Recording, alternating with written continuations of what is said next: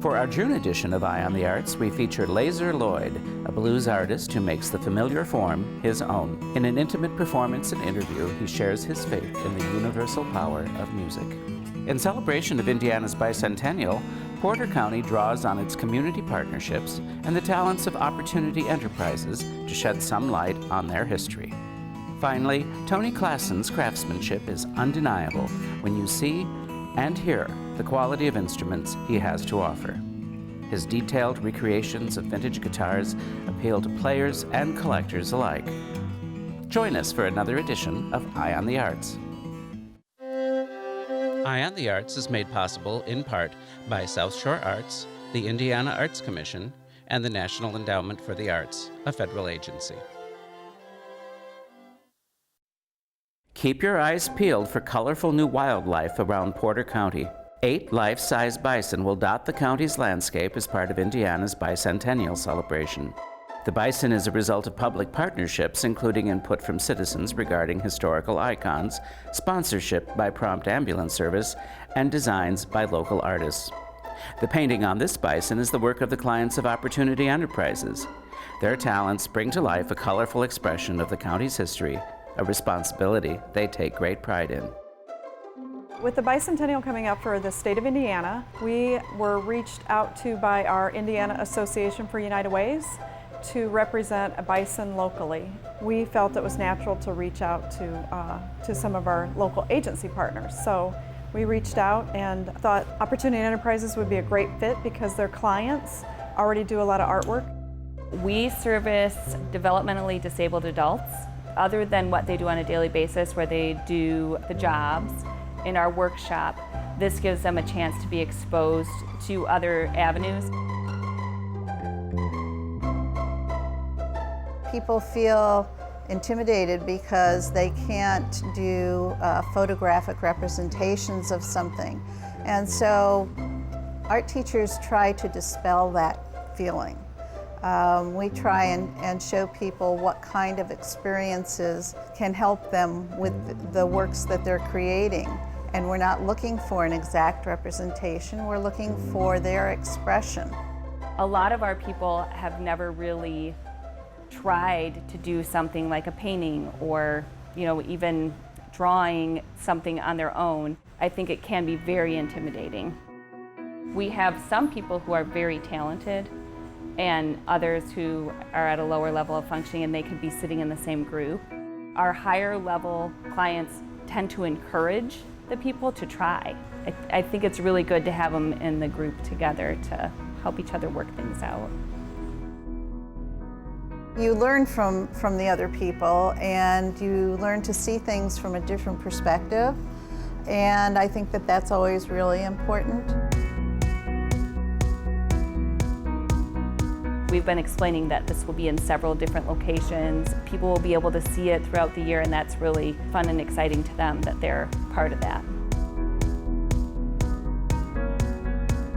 That helps to build confidence. It also shows the viewing public that these things are possible and you don't have to be a declared artist to create artwork. Anybody can create artwork. We try as much as we can to make people do what they are capable of doing on their own and not having everything done for them. And so they learn that if they try, they can learn something new and they have the ability to do more than they thought they did and more than a lot of people think.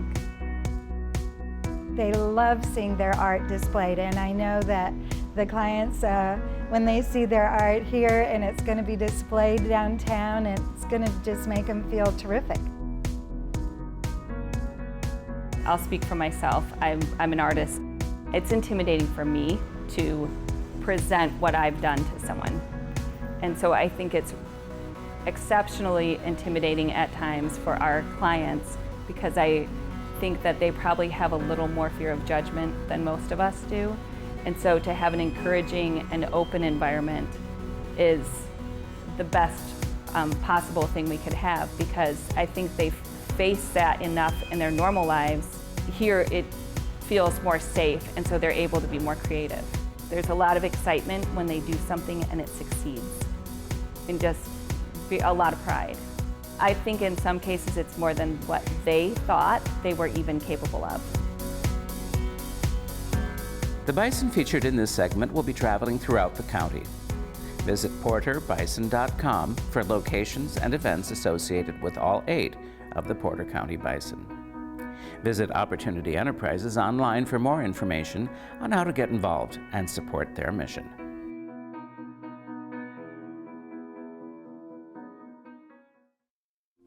Tony Klassen is a craftsman in the classic sense.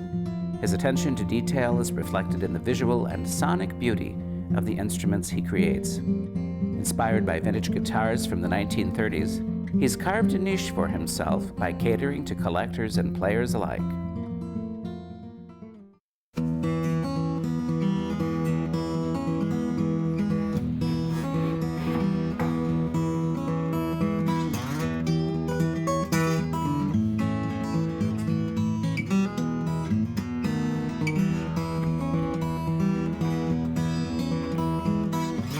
I bought my first vintage guitar when I was 19 years old.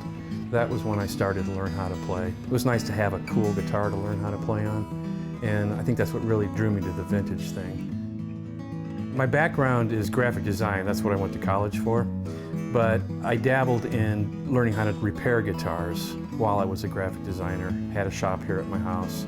I wasn't afraid to just jump in and start, tearing my guitar apart. I couldn't afford to take it to somebody to get repaired. And then finding a repairman back in '79 was kind of a tough thing to do.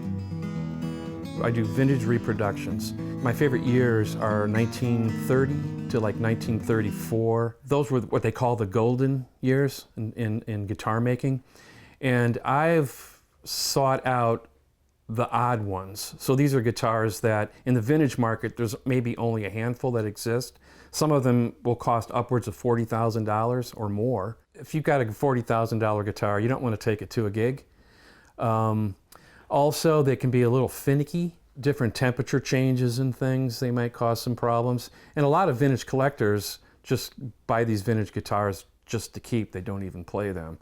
So I know some customers of mine who have a really nice vintage will have me make a reproduction. That's the guitar that they want to bang on. There's all kinds of players. I mean, I've got a few professional players, a lot of collectors, but there's a very broad range. Because they are, I think, copies of vintage guitars, a lot of guys always wanted that vintage guitar but can't afford it. They'll pick up one of mine. It's kind of a niche that I have because there's not a lot of luthiers out there that have the vintage experience that I have, and then I've combined it with making them, and I've got a market for that. One thing about making a vintage guitar is you can't add 70 years to it. No, you can't do that. But I can study them inside and out, and I do all the bracing the same way. I try to make the thicknesses of the sides and the tops the same way. The same neck shapes, so at least you're getting the feel. Making a guitar is kind of bringing art and science together. It has to look good for one thing, but then it also has to stand up to 180 pounds of pressure once you tune the strings up. So there's a delicate balance there, and I think making the perfect sounding guitar is finding that spot.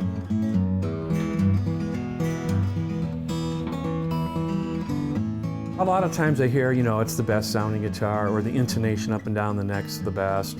Fit and finish, the guitar looks good and plays very well, and that's all things you want to hear. It's really nice to hear something back from a customer when he gets his guitar and he tells you, it's the best sounding thing he's ever played. So it makes it worth all the time you put into the guitar.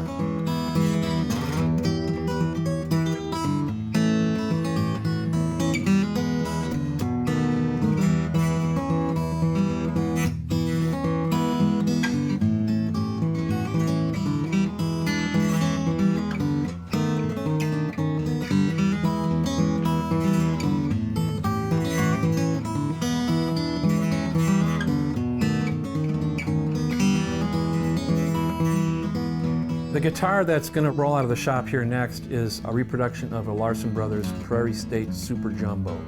It's 18 inches wide, which is very unusual size for a guitar, but not unusual for the Larsen brothers. They even made larger guitars than that. And it's cocobolo, back and sides with a cedar top. And I'm pretty excited because it's the first time I've used cedar on a steel string guitar.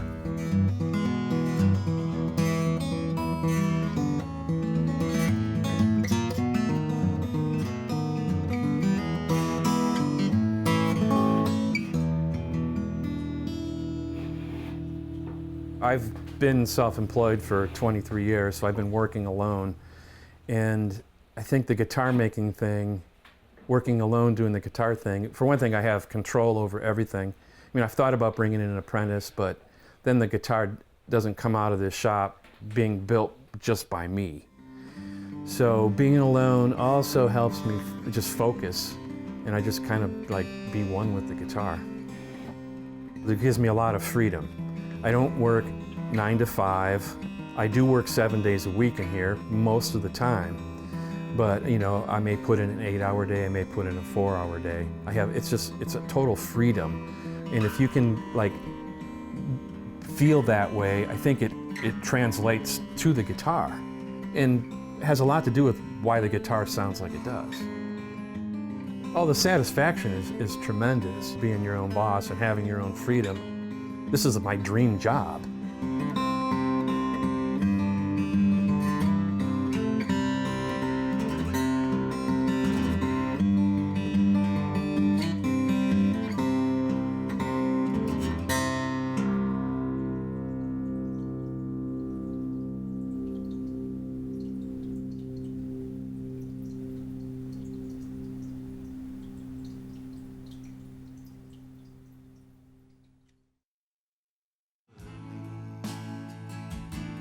Lazer Lloyd's sensitivity to the human condition resonates in this intimate interview and performance.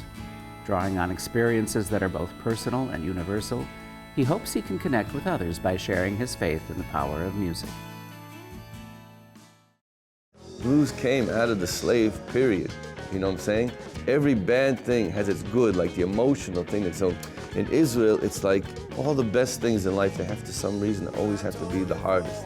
Everyone thinks of the blues is sad, but they were really doctors. They were really blues healers.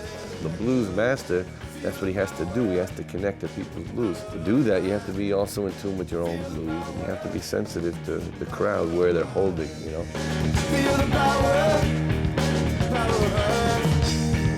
feel the power. Conflict is where you have groove. I feel the power of my soul. My own blues. The whole thing started, I just decided to speak to this homeless beggar, and he told me his story, and just from this, you know, I took him the whole day, you know, washed him up, bought him food, and just from this whole meeting with him, you know, just really from then on, I really just hit home that there's just something to learn from everyone, and everyone has their own blues in life, and just, you know, sometimes we just don't realize that, you know, everyone thinks they're the only one with problems, the only one with their own blues, and the main secret in life is you just have to know every person you meet. They have their own story, they have their own blues.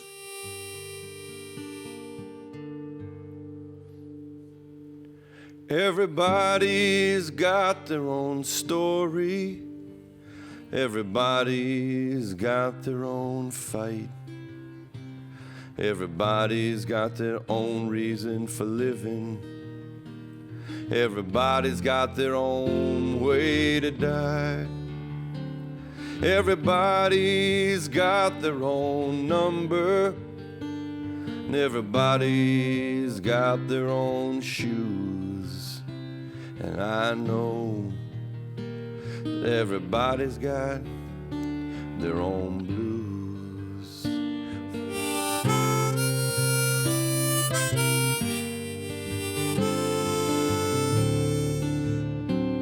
Everybody's got their own thing.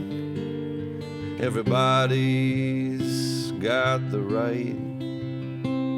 Everybody's got their own struggles in their own beds late at night.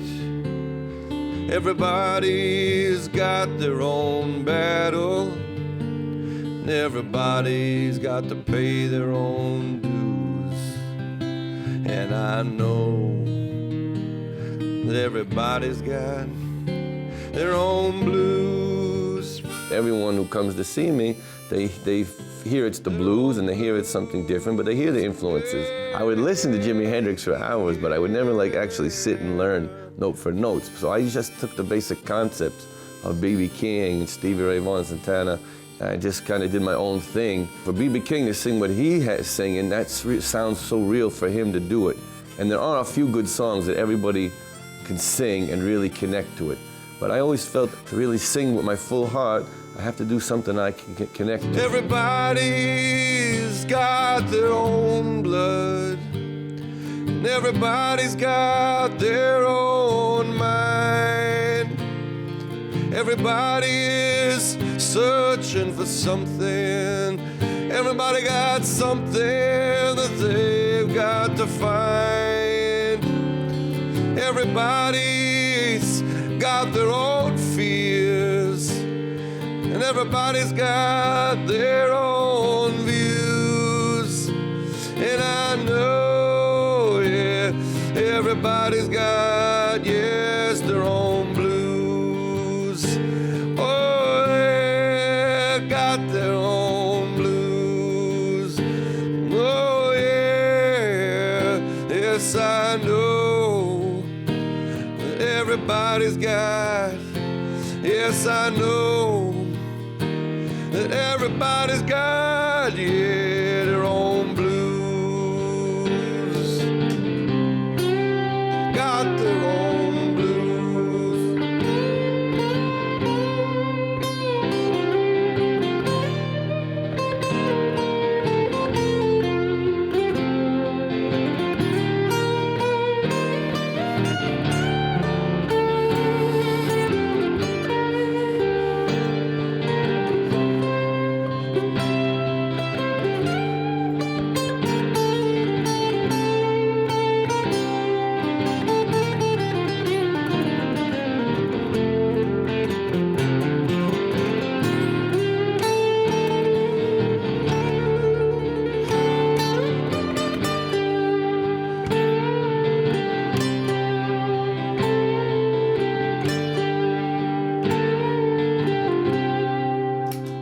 Yes, I know everybody's got, yes, I know that everybody's got their own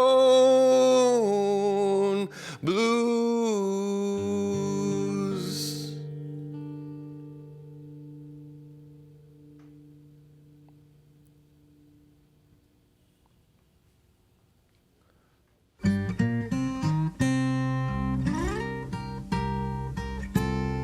In the beginning, it was guys that were either going from the blues back to the church, or people from the church singing the blues, and it was the gospel and the blues were always side by side.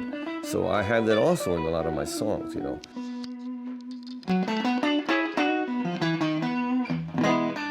A lot of people admitted in the beginning it was not easy for them. They thought, you know, well, when am I going to the synagogue, you know? They weren't sure what's going to happen, you know. But then it's just music, you know. And I believe it's a world of second chances. And I believe there's a road leading home. People for sure knows that we, you know, in Israel we got no lack of the blues. This last war, I got, you know, my wife and kids, they're in the bomb shelter, and I got to go play. And that's kind of, you know, that's really deep. It's not easy. You're going to meet someone in the crowd, and you know they lost a brother or a father or someone in the war or the terrorist act. I guess in that sense it can be a little bit heavier over there. So you have to make it a little bit more joyful sometimes. Israel has a lot of light to give to the world and hasn't given it off yet. So I feel kind of like an ambassador with the music, but I think I feel the power of myself and my writing. It comes from this pain and this celebration of living in the land. As a Jewish person, I feel that this is our homeland, kind of like the vibe of, imagine living in America that turned into the 1800s. You really feel like you're building the country, making a significant contribution. The world's a very simple place. You smile to the world smiles back. You know what I'm saying? In you and I believe. I believe. For tour dates and other information, visit lazerlloyd.com. Special thanks to Dynamite Music in downtown Griffith for hosting the performance and interview. Thank you for joining us for this edition of Eye on the Arts. Please find us and like us on Facebook, and feel free to share your thoughts and suggestions. There you will find the episode segments as well as features from past shows. We'll leave you with another performance from Lazer Lloyd. I mixed in some of the Middle Eastern from listening to all my wife's family and their music, you know, and also my Arab friends. So I mixed that in with the blues. Like I tuned the guitar. It's half Mississippi, half Arabic. It's like a combination, you know, so I'm trying to, I think with the blues is, that's my dream, is that through the music we can combine these different worlds and bring the peace and unity among people by showing how it's so connected, you know, because it is all so connected. So I'm not a traditionalist in any way, you know, some people pride themselves on being a blues traditional of the Chicago or Mississippi style. I just kind of throw it in all in one pot and whatever comes out.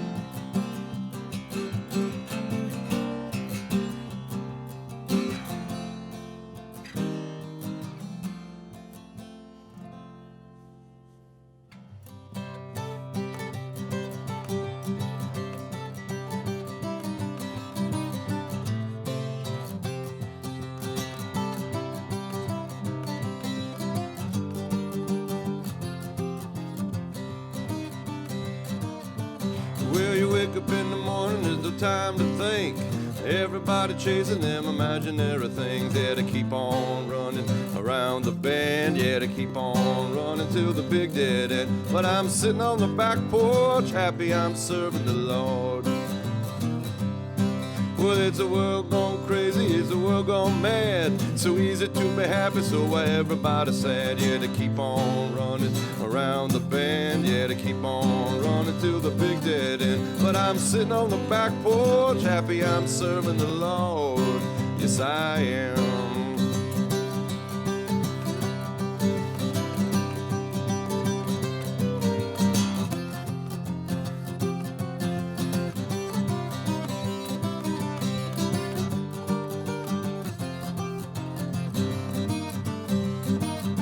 Well, you can take my money, take my pride, take all them things that just bury you alive. They're gonna keep on running around the bend. They're gonna keep on running till the big dead end. Now I'm sitting on the back porch, happy I'm serving the Lord.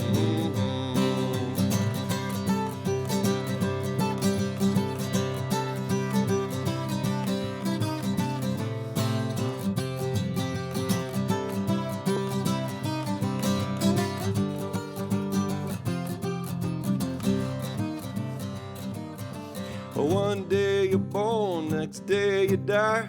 So many people, they never ask why. They just keep on running around the bend. They keep on running till the big dead end. But I'm sitting on the back porch, happy I'm serving the Lord. Yeah, I'm sitting on the back porch, happy I'm serving the Lord.